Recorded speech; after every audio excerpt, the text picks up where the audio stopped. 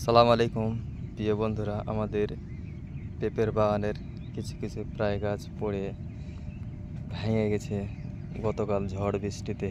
এখানে দেখছেন গাছের মধ্যখান থেকে ভেঙে পড়ে আছে এই ডালটি।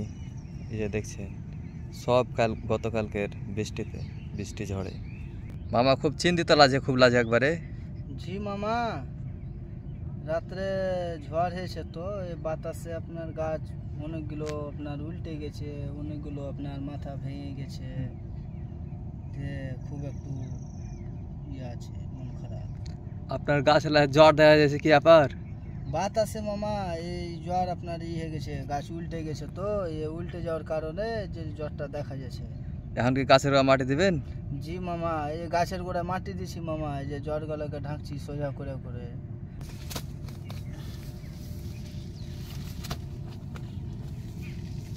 এখন এখন যদি আপনি এটা ঢেকে দিলেন তাহলে কি গাছটা কি সোজা দাঁড়িয়ে যাবে?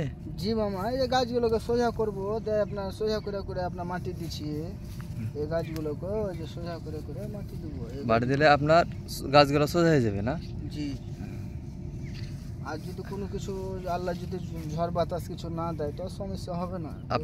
আপনার কার কাছে কি সাহায্য চাইছেন? সাহায্য কার কাছে নেবো যে মামা? বর্তমান দেশে সরকারের কাছে যদি সাহায্য চাই, যদি কিছু উপকার হতো।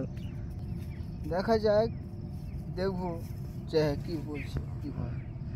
দেখেন, সরকারের কাছে আবেদন আমিও করব, আপনিও হাত বাড়াবেন, ইনশাল্লাহ সহযোগিতা করবে সরকার। আসসালামু আলাইকুম। ওয়ালাইকুম আসসালাম।